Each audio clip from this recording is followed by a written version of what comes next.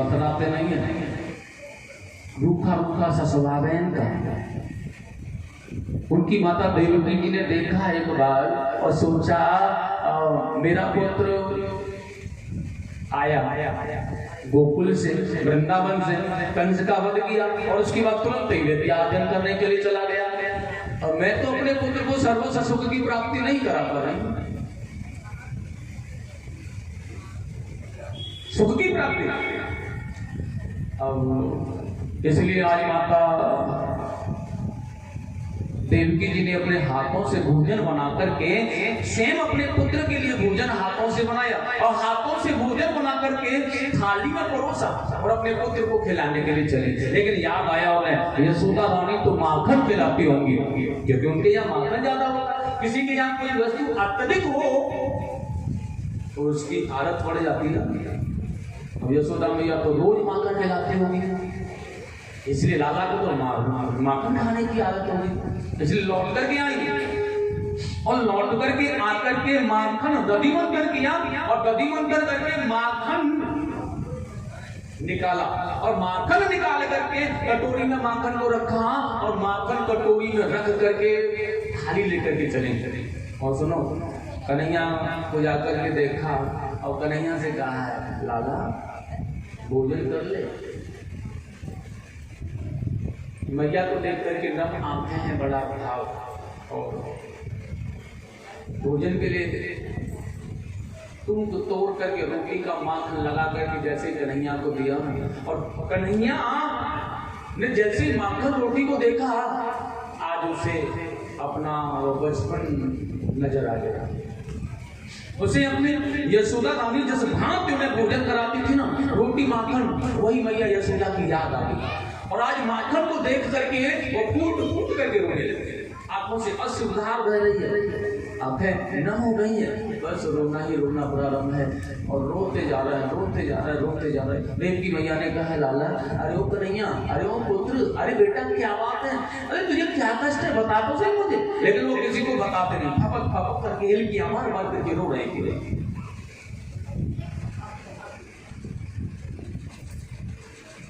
माता देवकी जी चली गई, अपने पति वसुदेव जी से कहा देखो तुम्हारा ये पुत्र है ना बहुत परेशान लग रहा है मुझे। और माँ अपने पुत्र को देख करके पिता से ही कह सकती है ना, इसलिए कहा तुम्हारा ये पुत्र है ना मुझे बहुत ही परेशान लग रहा है, इसलिए तुम कोई उपाय क्यों नहीं करते हो, कुछ सोचो विचार करो कि इसे क्या कष्ट है, जाकर के पूछो। वसुदेव जी ने कहा देवकी से सुनो देवी, मेरा जो पुत्र है ना या मेरे पास में नहीं रहा, इसकी परवरिश मेरे पास नहीं हुई। अगर बचपन से लेकर के जवानी तक बड़ा होने तक या मेरे पास में होता ना तो मैं इसके हर बात को जानता, ये क्या चाह रहा है, क्या चाहिए, क्या लेना है, कैसे मनेगा, कैसे क्यों रूठा है, लेकिन नहीं, क्योंकि ये मेरे पास में नहीं रहा। और जब ये मेरे पास में नहीं रहा तो मैं इसकी आदतों के विषय में जानता नहीं हूँ और शायद है कि ये क्यों रो रहा है, क्यों परेशान है, इस विषय को, इस इनकी आदतों को तो नंद बाबा जानते होंगे बस। और नंद बाबा यहाँ है नहीं, अब कौन पूछे जाता है। भगवान ने, वसुदेव जी ने उद्धव जी को बुलाया, सुनो महामंत्री है उद्धव मथुरा के, और उद्धव को बुला करके वसुदेव जी ने बड़े सुंदर भाव में कहा उद्धव तुम मंत्री हो मथुरा नगर के, और सुनो कृष्ण युवराज है मथुरा का, इसलिए तुम जाकर के पूछो युवराज कृष्ण को क्या कष्ट है, क्या परेशानी हो ना। और सुनो मंत्री भी हो और उनके मित्र भी हो, सखा भी हो, इसलिए वो तुम्हें बता देंगे कि क्या परेशानी है, जाकर के पूछो।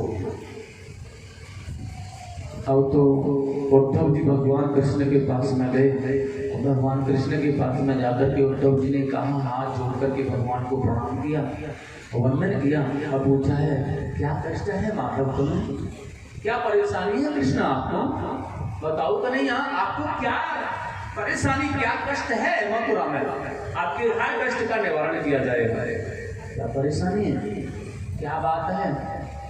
अगर कोई बात है, कोई कष्ट है, कोई परेशानी है, कोई पीड़ा है तो बताओ मैं आप। भगवान कृष्ण ने उद्धव की बात को सुनकर के कहना प्रारंभ किया, उद्धव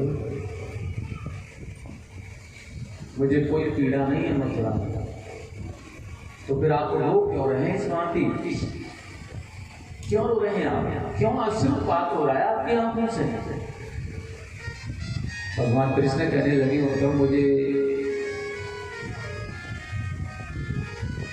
मेरे प्रिय सखा मेरी मैया यशोदा की याद आ रही है।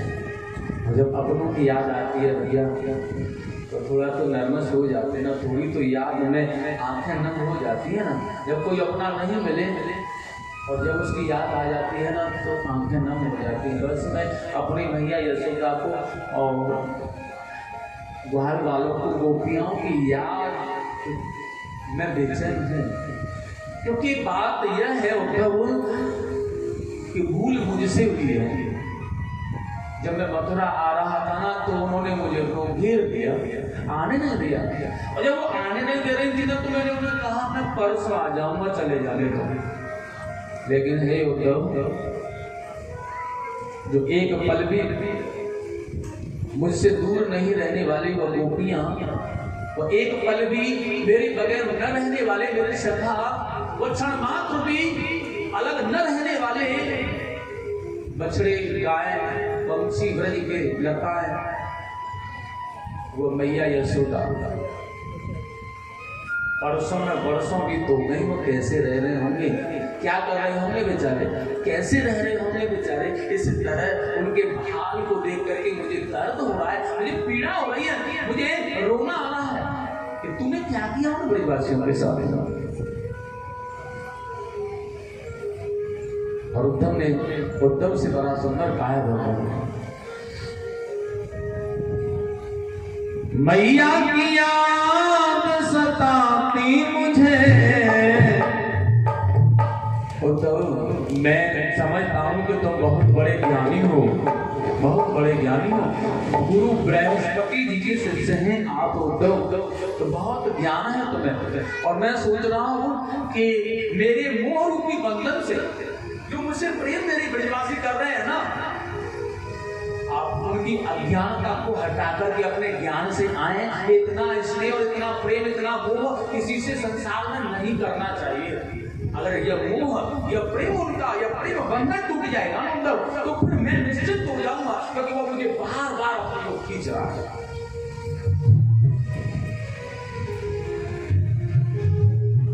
और मेरी बाती ले जाना गोपियाओं के लिए, उन्हें उसके द्वारा समझा के आना। ये मेरा प्रेम पत्र है उन गोपियों के लिए, यह संभाल के रखना और जाकर के कहना उनसे,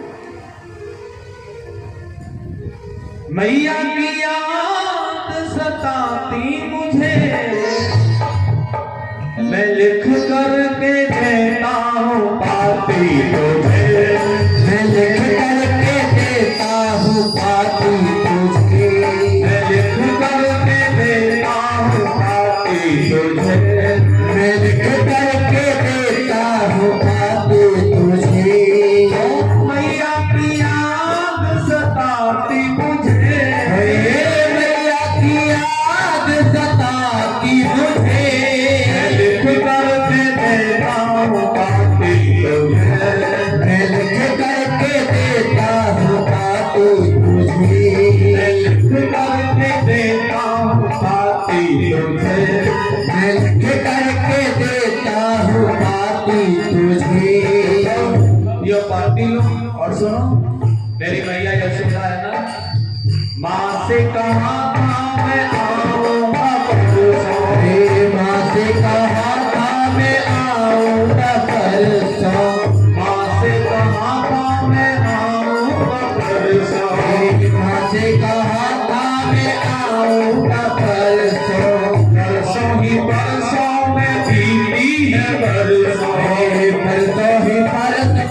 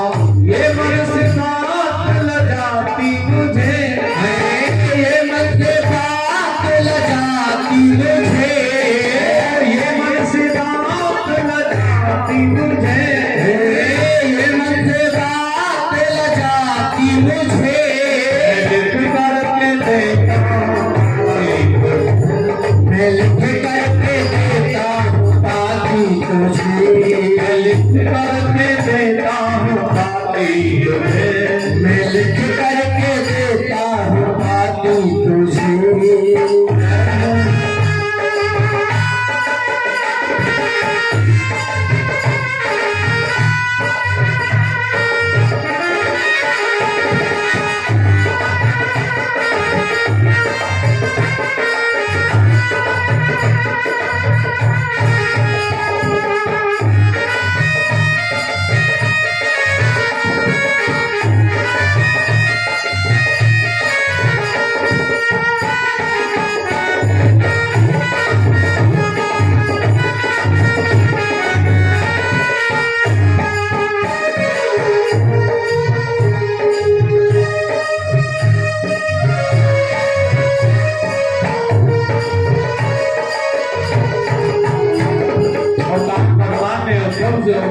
मैया यशोदाई नहीं, वहाँ के सारे ब्रजबालाएं भी ऐसी हैं। और कहा ब्रज की बाला रोटी मांगे, ब्रज की बाला रोटी मांगे, धीरज अपना रोटी मांगे, धीरज अपना रोटी मांगे, धीरज अपना रोटी मांगे, धीरज अपना रोटी मांगे। ये मन से बात लगाती मुझे, ये मन से बात लगाती मुझे, ये मन से बात लगाती मुझे, ये मन से बात लगाती मुझे। करके देता हूँ पाती तुझे, मैं लिख करके देता हूँ पाती तुझे। मैया की याद सताती मुझे, मैया की याद सताती मुझे, मैया की याद सताती मुझे, मैया की याद सताती मुझे। करके देता हूँ पाती तुझे, मैं लिख करके देता हूँ पाती तुझे।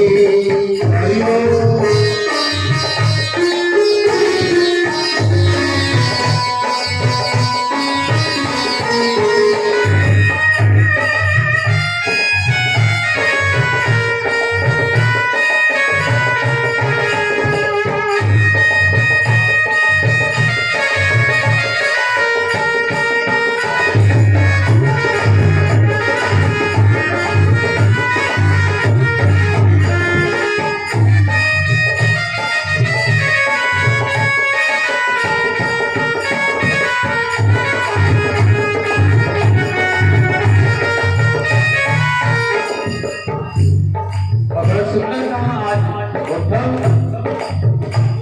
ब्रज में ब्रजबाला ही नहीं, मैया यशोदा ही नहीं, और कौन था जो मुझे प्रेम करता था? प्रेम दीवानी थी वो राधा, प्रेम दीवानी थी वो राधा, प्रेम दीवानी थी वो राधा, प्रेम दीवानी थी वो राधा। राधा के बिन मैं भी हुआ, राधा के बिना मैं भी हुआ था, राधा के बिन मैं भी हुआ,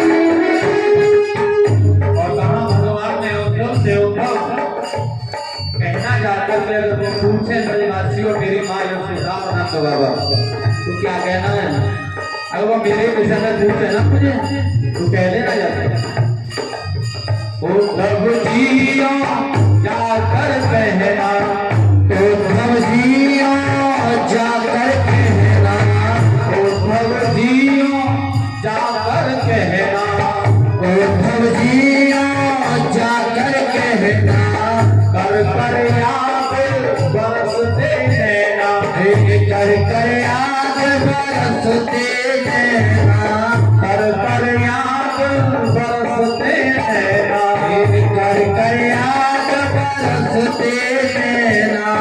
मैया है वैसे लगाती मुझे, मैया है वैसे लगाती मुझे, मैया है वैसे लगाती मुझे, मैया है वैसे लगाती मुझे। लिख करके देता हूँ बातें तुझे, मैं लिख करके देता हूँ बातें तुझे, लिख करके देता हूँ बातें तुझे, मैं लिख करके देता हूँ बातें तुझे। मैया की याद सताती मुझे, मैया की याद सताती मुझे, मैया की याद सताती मुझे, मैया की याद सताती मुझे। लिख करके देता हूँ बातें तुझे, मैं लिख करके देता हूँ बातें तुझे, लिख करके देता हूँ बातें तुझे, मैं लिख करके देता हूँ बातें तुझे, लिख करके देता हूँ बातें तुझे, मैं लिख करके देता हूँ बातें तुझे, लिख करके देता हूँ बातें तुझे, मैं लिख करके देता हूँ बातें तुझे, मैं लिख करके देता हूँ बातें तुझे। अरे ओ उद्धव, मेरी बड़ी माँ यशोदा मैया पूछे और मेरे लाडले नंद बाबा पूछे ना तो बता देना मेरा जो हाल है, मैं याद करता हूँ उनकी। उद्धव जी ने कहा हाँ बता दूंगा। कब जाना है? भगवान ने कहा चले जाओ। उद्धव जी ने कहा हाँ प्रभु प्रार्थना चला जाऊँ, और मैं क्योंकि मेरी कंधों पर मथुरा का भार है ना, इसलिए बहुत समय तक तो रुकूंगा नहीं। मैं जाऊंगा तो दोपहर का समय उनके पास में व्यतीत करूंगा और शाम को लौट करके आ जाऊंगा। भगवान ने कहा जैसी तुम्हारी नदी, लेकिन जाओ तो सही। और उद्धव जी प्रातः जा रहे हैं रथ सजा करके, बड़ा अच्छा मथुरा अधिपति नरेश उग्रसेन महाराज के महामंत्री हैं उद्धव जी। भगवान से मिलने आए, प्रभु जा रहा हूं मैं तुम्हारे ब्रजवासियों को ज्ञान देकर के आना है, समझाऊंगा उन्हें, ऐसे थोड़ी मोह किया जाता है। अरे भजना है तो परम परमात्मा को भजो, और ऐसे नहीं भजना है। इतना मोह अच्छा नहीं है, मोह सकल व्याधि कर मूला ताई देव तुझत बहु सूला, तभी तो दुख हो रहा है उन्हें। ऐसा मोह ठीक नहीं है। भगवान ने कहा हाँ बता कर जाओ। और जैसे चलने लगे ना तो भगवान ने कहा एक बात और सुनो मेरी। क्या? ये मेरा पीताम्बर ले जाओ, और सुनो ये मेरा मोर पंख भी ले जाओ, क्योंकि सुनो जब तक तुम पीताम्बर नहीं लेकर जाओगे, मोर पंख नहीं लेकर जाओगे ना, मथुरा से जाने वाले किसी व्यक्ति को दूसरे नहीं लेंगे मेरी बात, जाने नहीं देंगे तुम्हें। और अगर तुम पीताम्बर लेकर जाओगे, मेरा मोर पंख लेकर जाओगे ना, तो वो ऐसा लगेगा उनको कि ये कृष्ण का पीताम्बर इसके पास है, कन्हैया का मोर पंख इसके पास है, तो अवश्य ही ये कृष्ण का खास है। और ऐसा भाव अगर उन्होंने आया ना तो बातें कर लेंगे तुमसे बस। उद्धव चले साहब मोर पंख पीताम्बर, कितनी अकड़ है उद्धव के अंदर। भगवान कह रहे हैं ये पीताम्बर और मोर पंख के बगैर देखने में भी नहीं हुआ। फिर भी उद्धव का ज्ञान जागृत नहीं हुआ, लेकिन फिर भी अकड़, ज्ञान रूपी अकड़। और जैसे ज्ञान रूपी अकड़ को लेकर के उद्धव जी चले थे, चले मथुरा से कुछ दूर, वृंदावन निकट